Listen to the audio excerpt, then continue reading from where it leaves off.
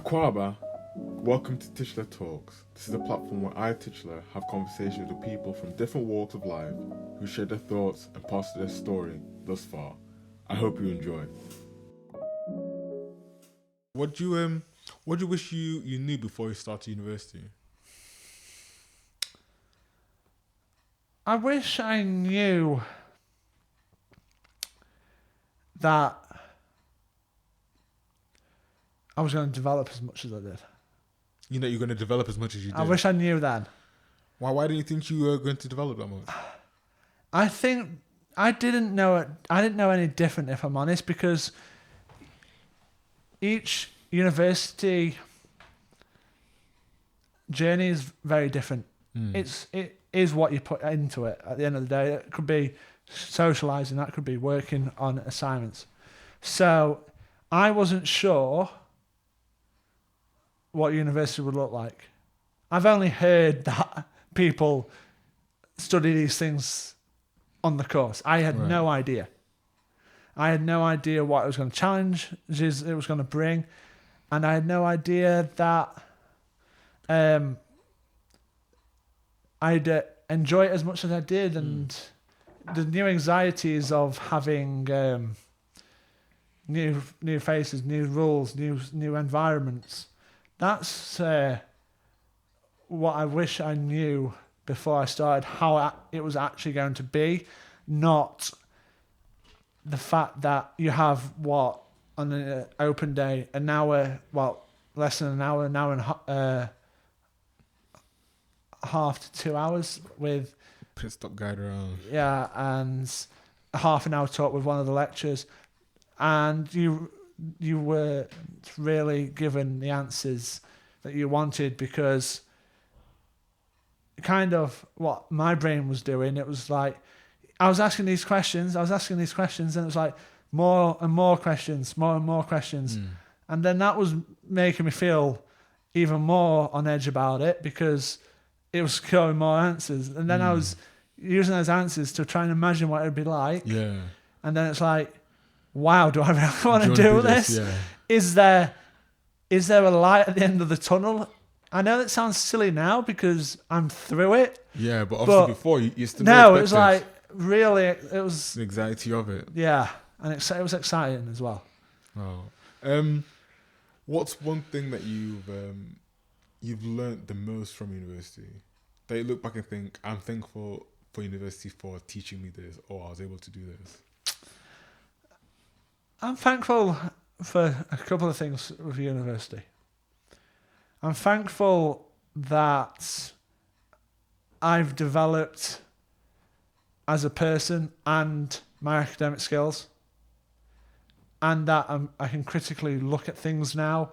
I can somewhat make a judgment on what is false and what is true.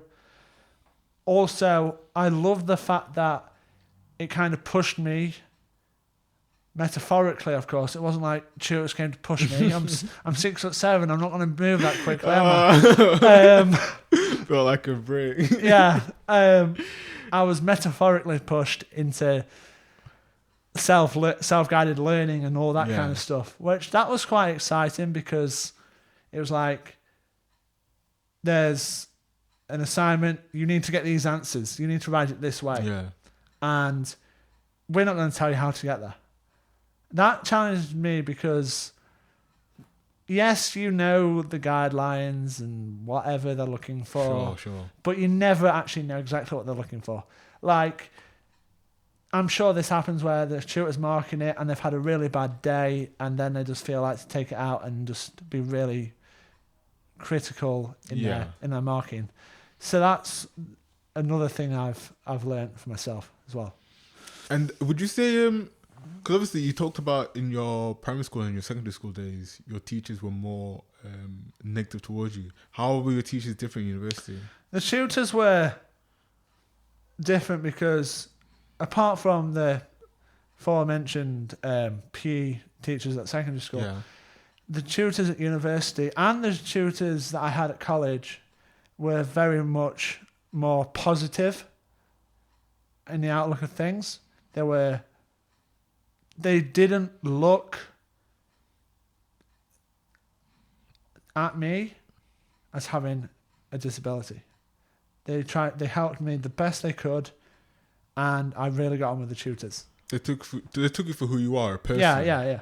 And they said you've got 1 or 2, 3 different avenues that you can go down. They never said, but you can't do this one, or you can't do that one, or this is too hard for you, or there's no reason why you shouldn't go down that shouldn't. Or look at Yeah, that. there's. And how did that make you feel, going from a place where you've been pushed down to now they're lifting you up and even asking you to look at wider? It was great because it raised my self-confidence levels. Like when I started going through the assignments and getting good grades, that helped me, and also being picked up by not only my mum, who's picked me up so many times and so thankful that she has and continues to do. To have it from tutors is so much better because I had never really experienced that. Yeah. And to be sitting here, I'm completed university, that's what I'd say. Wow. No, I can. That doesn't surprise me in the sense that, again, your upbringing and the way people have kind of put what they think you are onto you, and that already damaged your self-confidence. Yeah, because subconsciously, if you keep hearing things, seeing things, sooner or later, you're going to start thinking those things. Believe it, yeah, 100%. It's a continuing circle. There's someone say, "Oh, Dylan, you see, I'm nice, I'm tall," and then someone says, "Oh, you're too tall." I was thinking, too tall? Why is it bad to be tall? And then you hear that more and more, think, "Oh, they start wishing you're smaller and smaller." Yeah. And it's just because of the people are putting their own perceptions and ideas, pretty much doing their own insecurities onto you. Yeah, that wasn't really a problem with me. I wanted to be 7 foot tall. You want to be 7 foot? Yeah. You want to be taller? Yeah, I wanted to be 7 foot. Not Say 6 less. foot 7. Why? Yeah. I had some kind of obsession with the thought of being 7 foot tall. That's kind of cool. So actually, because obviously I'm nowhere near 6'7", so how is that? How's that like? How's that life? It's a bit colder. It's a bit cold. Yeah. In the winter. I'm it. careful. I need to be careful, otherwise I have snow on my ears. This guy's not serious. He's mocking it. He's mocking it. No, but what did you want me to say? No, it's I don't know. I was interested to see what you'd say. I thought it to be like LeBron James and them man there, but no, that's cool. But yeah, like we were saying, with the people putting their own perceptions onto you, and now you've been nurtured in a more positive and loving way, and it's actually helped you because it's actually again another critical stage of your life where you're leaving university, you're not really sure where the future's going to lead you. No, but having good tutors around you and good people who've been able to encourage you and say, Dylan, you are a good student, you are a good person. Forget your condition. The conditions don't define who you are. You are who you are because of what you do. Yeah. Also, I had tutors who believed in me, and I also had someone at the first place I did my job at who really, really believed in me. And I had other colleagues that believed in me as well, but there was one person that believed in me the most, and yeah, that's what set me off to a more positive view of life. How do you know? What kind of things were they doing which made you feel the belief that they had in you? They were always helping me. They'd always have the door open, and even at any problem, they were open. They would help. They'd support me, and the person that I'm talking about, I'll probably mention when we get onto the later section. He is actually a Sheffield Hallam graduate on the course that I was on. Oh wow! So going back to when I got it, the day I accepted the unconditional offer, he practically said, "You should go for it," and that's the only thing I remember thinking. I'm going to go for this. I'm taking it when I can. And there you are going. So you mentioned, so obviously you finished university, you left that, and then suddenly you go to America. Yes, America. Yeah. So in our heads, we've got Dylan. Okay, so he's grown up. He's a kid. He's obviously struggled with self belief, and obviously you didn't want to go to your school trips in year 6. You wanted to be with grandma and granddad. And then in secondary school, you're growing up, and now you're venturing out in the big America by yourself. Yeah, it doesn't make sense, does it? It doesn't make sense. It's like polar opposite. So what happened? What happened was, obviously, I'd finished university with my first class degree. I forgot to mention that. Sheesh. Okay, say less. Respect. You know what? It's, So Dylan, who was a nobody, has now gone to a first class degree student. Yeah. You wouldn't Wow. believe that. But going back to your question, obviously, you'll find out unless it works out straight away. And other people watching this will be like in my situation where they finish university, you've got nowhere to go. I didn't really want to get back into proper work or start proper work, so I just tried to delay it as much as possible. So yes, I went to Colorado and Utah for 10 weeks and coached football out there. So How was that? It was warm. It was nice. Being away from home, it took some adjusting, but Yeah, let's talk about that. So you leave what month did you leave in? June 1st, June 1st, 2019. 2019. And what's going through your mind as you're stepping onto the plane for the first time? You said your goodbye to your mum. The goodbye was easier this time than it was when I went again this year. First time. Because it's only 10 weeks, so you're back after 10 weeks. Mm-hmm. What's going through my head is really and a mix of emotions, like, will I like it? Well, I want to come home straight away. And just really go for it, because if I don't like it, it's 10 weeks. That's really not that long to be away for. Well, yes, it is, considering I wouldn't go away for that's what I'm trying to understand. weekend. I'm trying to understand why somebody... But then again, I guess that's the growth of your life. So you've gone from being... And also, I wanted to go to America for probably 1 or 2, 3 years before I actually applied to go and coach the first time round. Okay. And I think changes in my personal life kind of encouraged me to go and jump in and go across the pond. Right.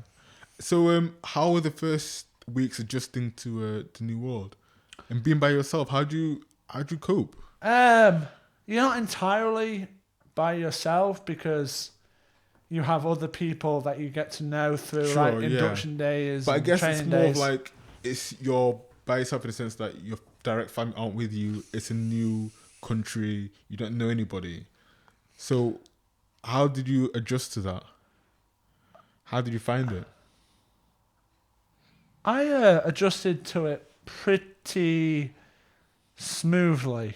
I spoke to my mum every day on FaceTime for the whole 10 weeks. I don't know if she liked it. You'd have to ask her all the time. Then this Dylan guy is calling me again. Leave me alone, This is your man. son. This is your son calling. Block him Facebook, block him Instagram. She took up Instagram just to follow me and see where I was in America. Wow, big up movie. Yeah, so to answer your question, you just had to adapt. You know, yes, there was a team of regional directors and other people working there, which you had constant contact with. So any problems, just go and see them. So that's what helped me settle in. And also, whatever goes wrong, it's only 10 weeks. Yeah. Also, because it's the summer, you travel around in the summer and stay with different families. You get to be culturally challenged and experience different cultures. How was that? So where did you go? What did you see? I was predominantly around Colorado, which is the Rocky Mountains. and Utah with the Salt Lake and Salt Lake City. Yep, I coached at Salt Lake City. It was roasting hot. That's pretty sick. So that the big challenge was just getting over there. Not when you're there. That's not the challenge. And the families were fantastic. That's the bit I look forward to most. I don't look forward to coaching football as much. Don't get me wrong. I do love what I do. But it's spending time with the families and getting to know different families. Most of the families I speak to now, and that was a year ago. Wow, that's really cool. How do you say your people skills have developed then? I think they've naturally had to. Like, I'm unaware of any courses or any times that are dedicated specifically to people skills. I think you're in a new situation, so you have to start with the new formalities, like you have to start with the asking questions and stuff with every family. And I think I was less nervous when I got to the later host families in like the last couple of weeks than I did in the start. I hope that doesn't pick that up. So personal growth happened because sooner or later, it had to happen. you were in an environment to do that. Yeah. Also, I think what happened, which was good, is whatever went wrong, or if it went wrong, you're only with the select family for that week. So you just have to wait it out. Yeah, you just have. Yeah, if you're in a situation like I've never been in where you don't like the family, I've loved all my host families. I've loved my host families in this stint of going to America and the first stint of going to America. I've loved them both. I've loved them all. And what differences have you noticed between British and American culture? Typically, I think Americans are confused what football's called. You mean soccer? Yeah. It's football. It's football, mate. It's football. It's soccer. I was told. I was like, I remember the first week I ever coached in America. I was demonstrating a drill, talking to them about it, and I'd use football. The kids were laughing so hard and looking at me like, who is this person? Yeah. It is soccer here, not football. And that's the biggest thing that I can remember from the first week in particular. No, that's true. I can definitely imagine them thinking, what's this guy talking about? Yeah. So, and when you mention tackling is a whole different ball game over there than it is over here. Tackling is just taking the ball off someone. It's not like their tackling. American rugby. Yeah. Armoured sport that they have over there. No, that's good. And if you notice, I'm gonna assume you've noticed your coaching has improved since you've been on your rounds.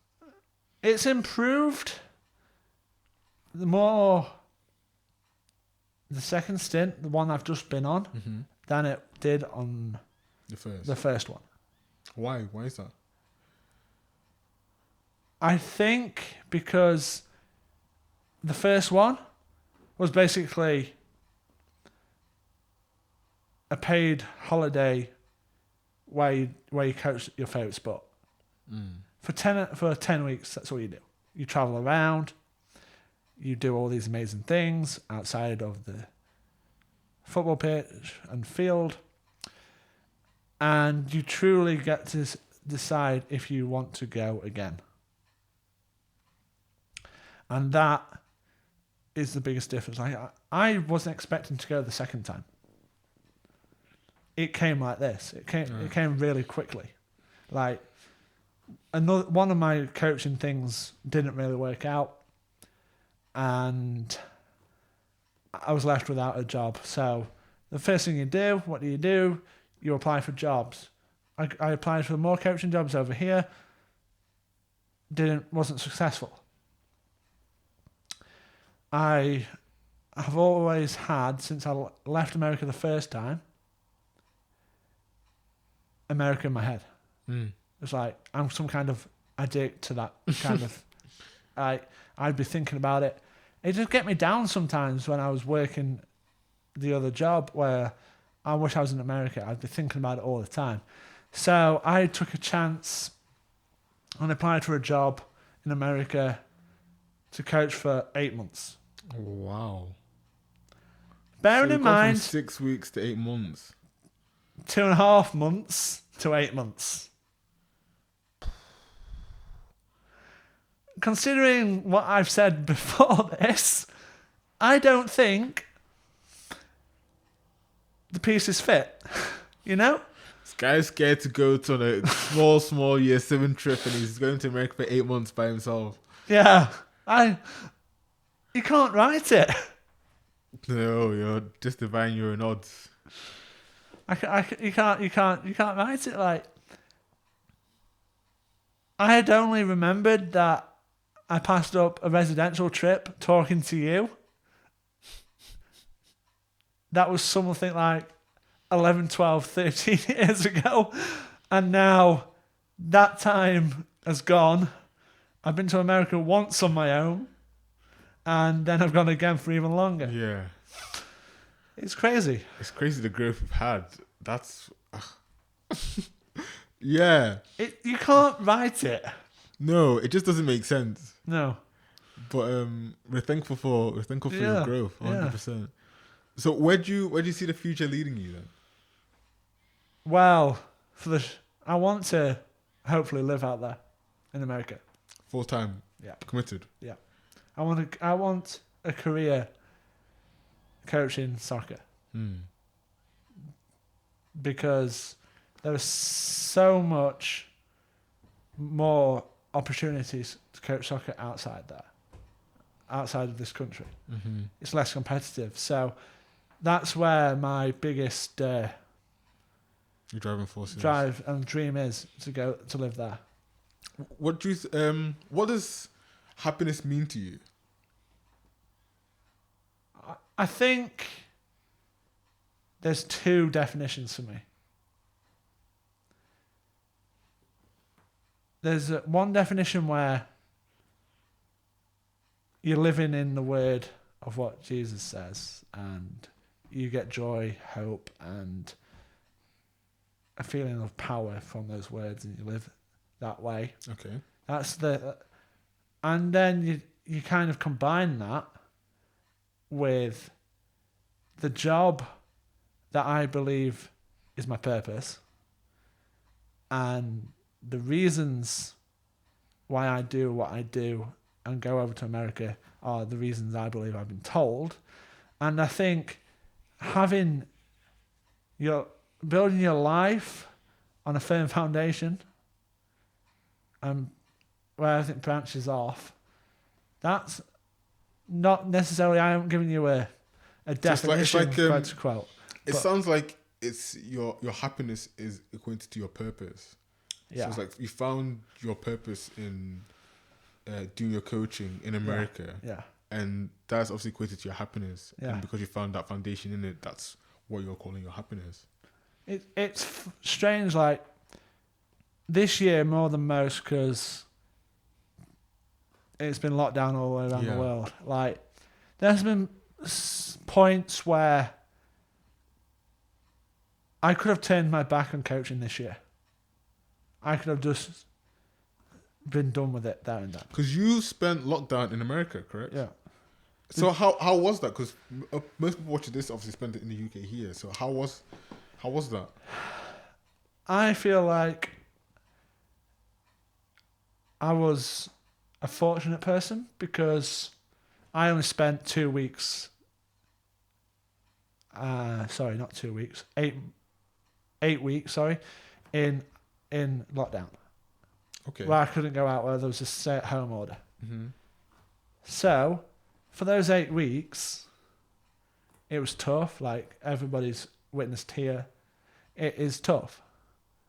But I don't think I've had it as tough over there because of those 8 weeks, and I was back coaching after that. from the day I got there to when I started. It was 8 weeks, and I don't think I was affected as badly as some people over here might have been. Right. Because lockdown and all the coronavirus stuff caused jobs to be lost, didn't they? So Yeah. I was lucky. I had a job from March. I've had a job from March till November, till I came back. So I think I was incredibly lucky to be out in America, to do what I love. Yes, there's restrictions, but there's restrictions with all parts of work. Yeah, definitely.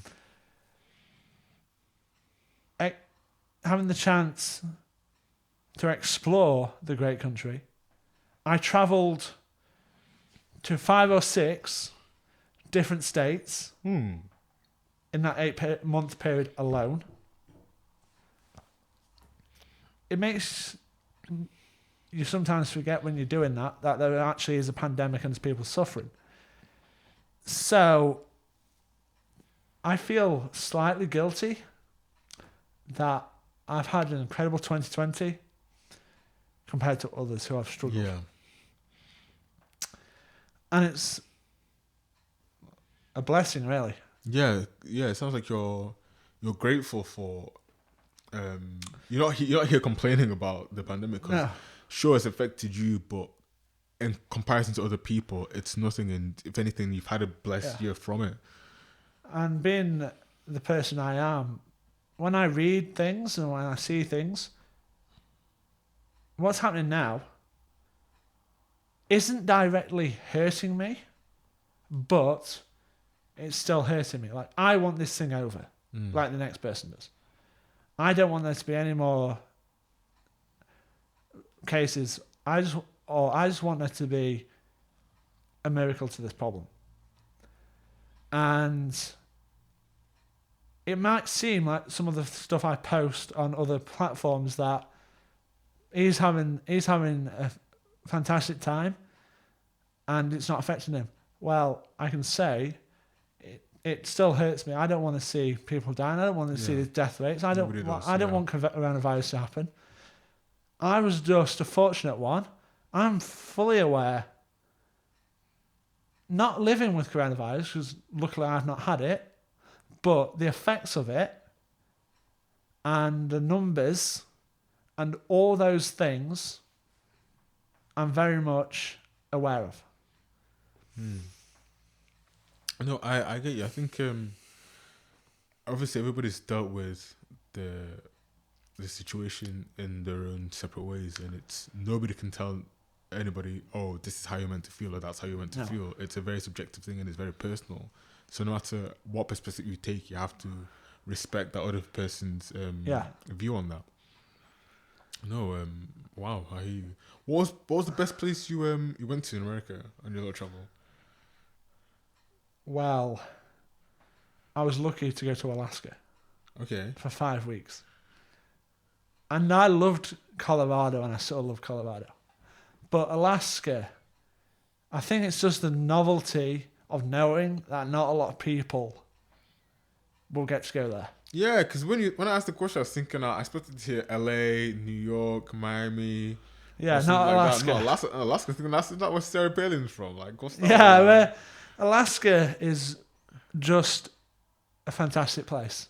It's got beautiful mountain ranges. It's got unbelievable hikes. I don't like hiking, but I'm a sucker for hiking. I'd hike to get a view for a picture.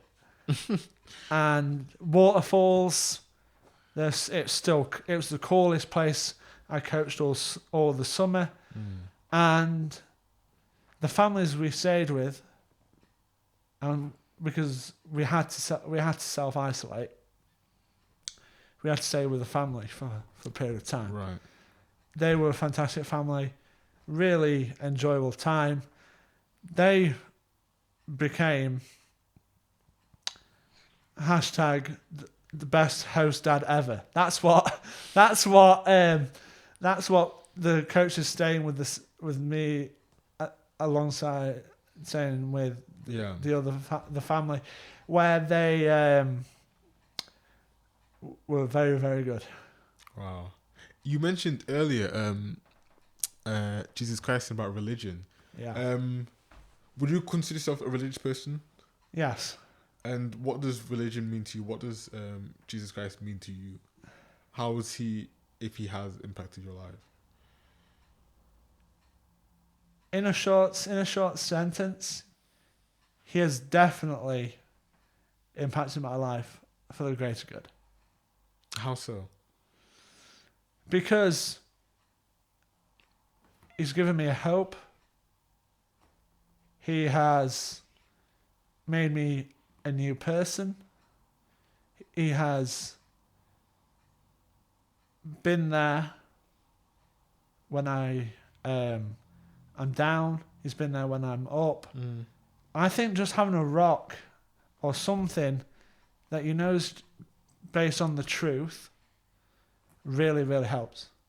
And I think you can track back the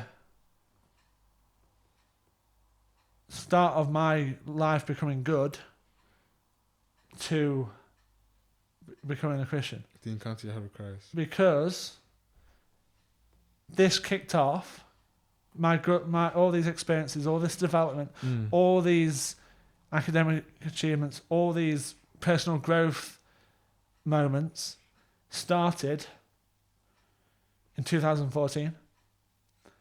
I became a Jesus believer and a Christian in 2014. I was here at the church on work placement for 2 weeks. That's how I got involved with the youth club. Wow. And then a year later, on my granddad's birthday, June 7th, 2015, Big up. I had my baptism. Wow.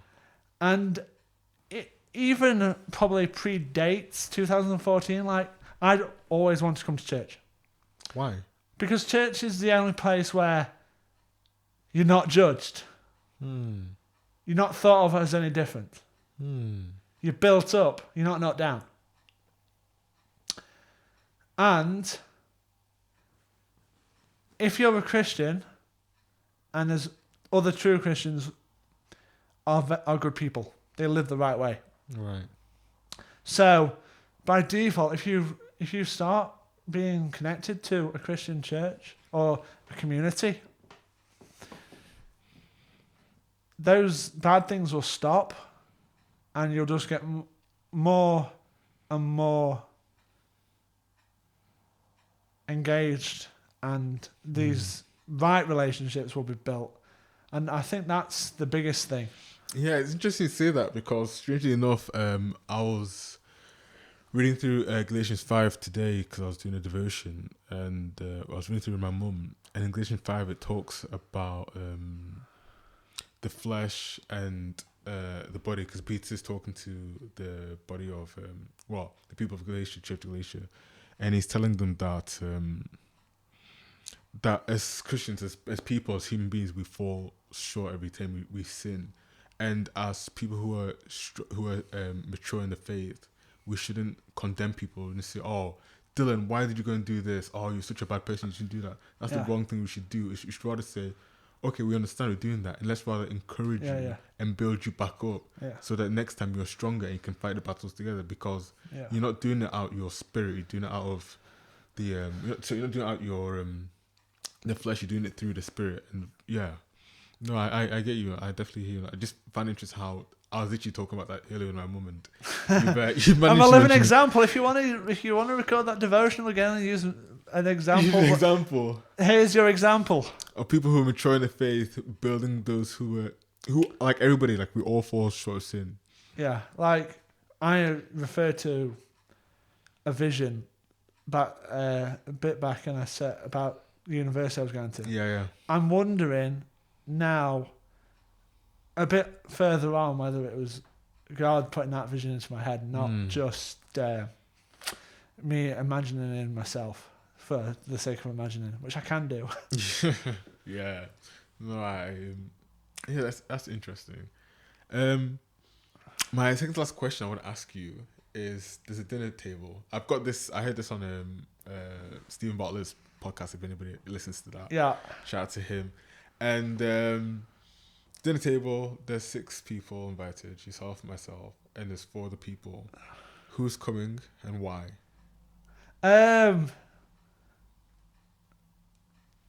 Talk about putting me under the pressure. Yeah, I did the same thing to Britta as well, and she wasn't very happy. So I feel like I need to start prepping people for that.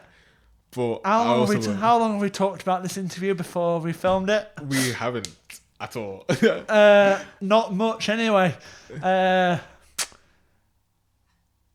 I think it would be pretty cool if I could to have the Lord Jesus Christ himself on the table as one of my guests, because I just have so many questions that yes, the book can answer, but to actually hear it from the person who sacrificed himself for our sins, that is probably the number one choice for one of the. And you're putting me under pressure with the other 3, is it? Bruce Springsteen? Somebody Sheffield Wednesday. Bruce Springsteen would be on there because I've been a fan of his music since 2005. I got my first album was a Springsteen album. Gosh. It was a Devils in the Dust album, and my mum bought it me. And I remember sitting in my bedroom at that time, just totally hooked to it. And that Bruce Springsteen would be one. That's 2, isn't it? Yeah.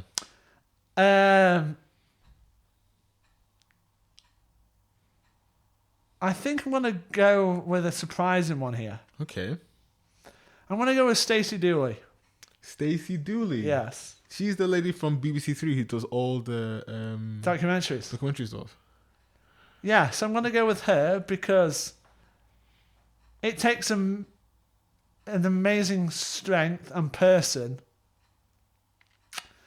to go to these places. And that goes for all the reporters. But the situations and the way Stacey Dooley speaks on the documentaries is such feel good for me. I can understand her. And she really comes across for me well. And she won the only series of Strictly Come Dancing that I watched in my whole entire life. I'm sure I can tell her about that on the dinner table. Yeah. I'd be dancing with her, to be honest, if I could. My last one. Person, yeah. My last one.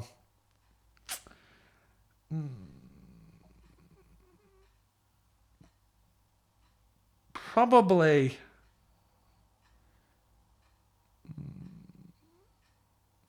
Stephen Furtick. Stephen Furtick? Yep. Who is that? Elevation lead pastor. Okay. Because for me, he embodies, and his church does their ministry the way that I am a massive fan of. And I'm not saying the church I belong to, it's a fantastic church. I'm not saying I'm not trying to mock you, PSP. When? So I'm not trying to mock you. You're not mocking him. But no, I hear you. But the way Stephen Furtick and Elevation Church operate, I love the fact that they're passionate about it. Really passionate about it. I love the way that they are impacting not just in Charlotte, they're impacting the world as well through what they do. And the way Stephen Furtick preaches, the way that he shows his passion with his hollowing and the way he genuinely Just conducts himself. resonates with me, because I like that kind of passion. And yeah, it would be pretty awesome to spend some time with him to talk about how he's built his ministry up like this, and how he's gone from having one campus to several different campuses, including a campus in Toronto, not just Ballantyne, North Carolina. That's crazy. My last question to you, Dylan, is if you could spend 30 seconds, a minute with your 11-year-old self. Oh, this is interesting, because recently during lockdown, and I heard it before I started my job that I've got temporarily until I go back to America, that it's like a letter to their 10-year-old self. And I said 11-year-old, especially because that's when you hit your 6. That's when you hit your... Yeah, I can see where that's going. Funnily enough, I was thinking the same thing. And... what do you tell him? I think the number one thing is there's going to be struggles. But they're only struggles for that. Like, struggles don't tend to last forever. Yes, there'll be new struggles, but they don't last forever. They're not going to... One struggle may last day, week, just couple of months, season. But they're not going to last 6-7 years or the rest of my life. And I think the biggest thing I'd say is buckle up, get ready for the ride. You're going to improve personally and professionally more than you'd ever believe. And just do what you're doing and take every opportunity that comes to you. And also try not to listen to people's opinions, because if they see you in a good place, it's natural that they're going to pull you down. Wow. I'm sure 11-year-old Dylan will be very, very thankful to us. Where's big my 10 or 11-year-old self would be slightly confused why I'm saying this right now. Very terrified. Yeah. Petrified, bless him. He wouldn't be sleeping very well at night. Wow. So that's been episode 12 of Tikyiile Talks with Dylan Bath. Dylan, thank you so much for coming on and telling your story and letting this. I hope this really resonates with many of our listeners today. Thank you. Thank you very much. Thank you.